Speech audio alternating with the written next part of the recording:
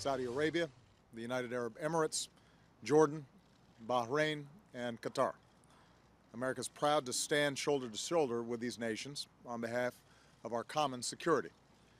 The strength of this coalition makes it clear to the world that this is not America's fight alone. Above all, the people and governments of the Middle East are rejecting ISIL and standing up for the peace and security that the people of the region and the world deserve. It was inevitable there would be pictures of missiles flying from the decks of American warships, targeting video of what is seen from the cockpit of fighter jets as they exterminate desert-dwelling vermin, and political words of success from those who have been criticized for their handling of this latest terrorist threat against America. What was perhaps not expected was the nations involved, those who are now working with his allies to defeat this band of killers, and those who will follow, and what it might all mean next week, next month, and even the next generation. Welcome back to MidPoint. Professor of Middle East Studies at Florida Atlantic University, former project manager of the U.S. State Department-funded Iraq Research and Documentation Project, author of the forthcoming book on Salafism, Dr. Robert Rabil. Dr. Rabil, always a pleasure to see you, my friend. It's my pleasure. Thank you very much for hosting me. I really appreciate it. You have given us so much insight, and you were the first one that we ever heard the word Salafism from. It was not discussed by the intelligence folks, the people in Washington. Now today I've heard it 3 different times from our various experts and analysts that this is at the core of what we now face. And in many ways, all these groups, Al-Qaeda, Hamas, whatever you want them, Al-Nusra, they are all basically the same people, correct? Yes, they all share the same ideology. Salafism, look at it as a tree, and it has branches. Those who believe in bringing about the Islamic State mainly through education, indoctrination, those who believe in politics, in counseling the ruler, and those who believe in violence, like the Salafi Jihadi, we see Al-Nusra, ISIS, Khorasan, and Al-Sharia. You know, all these, they believe in bringing about that Islamic State through violence. But what is the difference, if there is any difference, even a slight nuance between these groups? All right, the ideological difference is narrow. You don't have that much ideological difference. The disagreement is how about you are going to bring that Salaf society. Why is the word Salafism? Mainly Salaf, the ancestor, golden age of Islam. How we are going to bring it about? What we've talked about before is bringing the caliphate here to the current generation. How you are going to bring it about? It's a big question. How you are going to engage in politics? How you are going to apply the Sharia? So mainly, these are the crucial questions they ask in order for them to bring that Salaf golden age in Islam.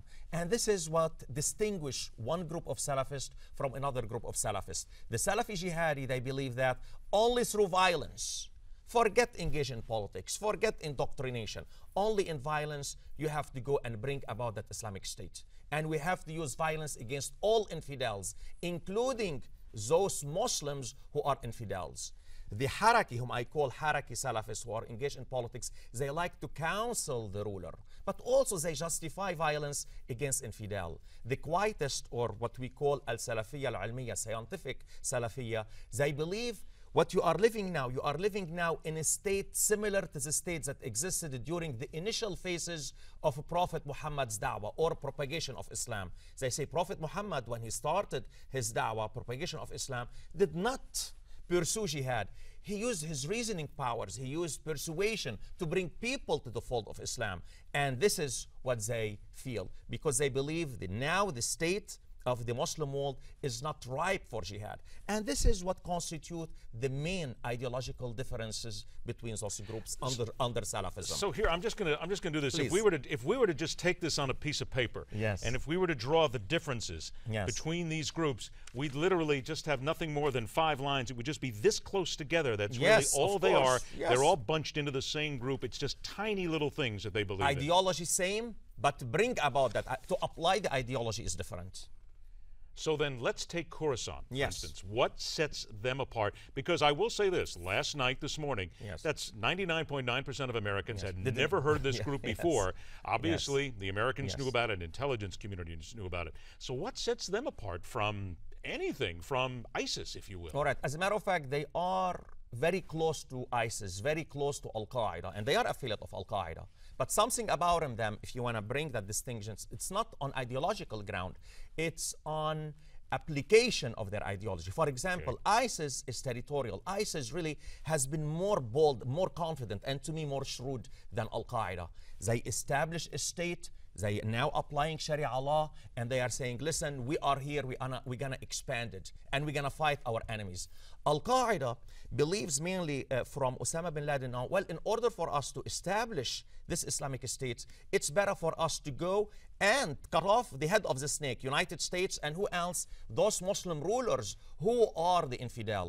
So they're focused first on United States and on the Muslim rulers. Is the difference here maybe than just generational in what we've seen in 10 years, 20 years maybe? Yeah. Al-Qaeda believed in staying quiet, being very calm. Don't make a big fuss, kind of hide in the shadows, if you will, until that big moment, such as 9/11. You look at groups like ISIS, they believe in being out there. Let's grab the land, let's tell everybody what we have, let's use social media. It's almost as if they have evolved in ways from Al-Qaeda to this and learned how to use the media. Yes. Same group, but now they're being much more out front about it, basically saying what Al-Qaeda was not willing to say. We're here, you can't stop us, we don't care, we're taking everything you own along the way. Yes, I fully approve that, and I fully agree with you. Mainly what you have now, ISIS has evolved from Al-Qaeda, has a different approach, more bolder approach. Bolder, yes. Bolder approach, more aggressive approach than Al-Qaeda. Now, let's not forget something with Al-Qaeda that we need to worry about. We are the focus of their actions. Of course, we as Americans, we are the focus of their actions. When they plan, they scheme against how to hit us. ISIS, they scheme as how to enlarge, how to make themselves stronger, and then how to hit us. The 5 nations that we now have involved. That, I think, is what caught many people off guard. Now we even have Qatar, a nation that funnels many times, a nation that funnels terrorist dollars through it and may actually wind up in the hands of ISIS, some of the money here. They're now helping the fight against ISIS.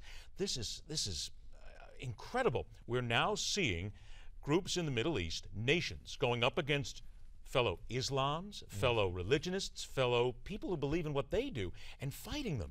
We've never seen this before. Is this a historic turn in what we're seeing in the growth of the Middle East and nations coming together to fight one simple enemy? This is what I think. I think that they have come to the conclusion that if they don't want to take that step, the knife is going to be very close to their throats. This is what I think. And this is why, because the threat is close to them now. They cannot say, we are going to turn a blind eye to ISIS.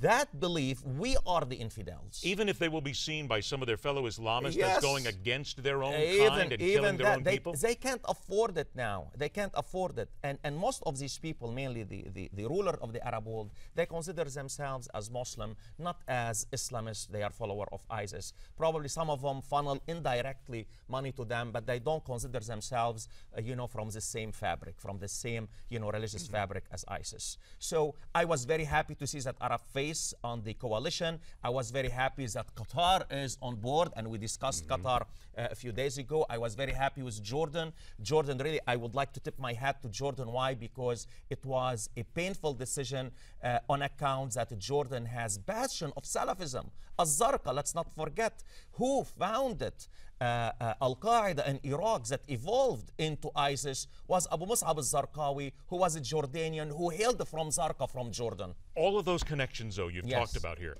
can we trust them? Can we trust Qatar and Jordan and the others with all of their terrorists? I trust Jordanian.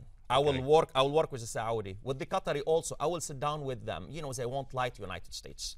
There is something about it. Let's not forget, United States provide an umbrella of security for all the Gulf countries. And I would add Jordan also. So there is certain things they would mainly turn a blind eye, and mainly what I think myself, when we face them, they better be upfront with us, and they are upfront with us. Do we need Turkey involved one way or the other? Yes, I would love to see Turkey involved. But they're right now crushed with all the refugees coming into their country. Is that an excuse, or is that real when they say we can't help you because of the refugees? They are straddling both grounds.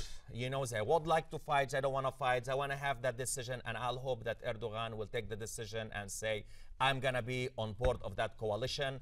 These are not Muslims, these are terrorists, and I want to go ahead and protect my border and my people. Fair to say they're just waiting to see who actually comes out on top. Well, now they are. United States is on top. and you have Arab allies and have Arab face. Please let me add one thing, Ed, which Please, is 30 seconds. Go ahead. Extremely important. We saw now the coalition and Arab face. I like to see now Arab scholar, religious scholar, out there in the Arab world saying, listen, these are not the Crusaders, these are our allies, and they are fighting for us, for the spirit and soul of the Middle East. This is what I would like to say. I don't like what Yusuf al-Qaradawi, a Muslim scholar, what he's saying.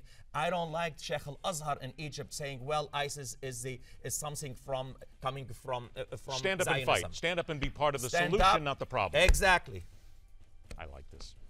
Thank Dr. you. Rabil, Thank always you. a pleasure, my friend. Always Robert my Rabil's pleasure. forthcoming book, Salafism in Lebanon, From Apoliticism to Transnational Jihadism.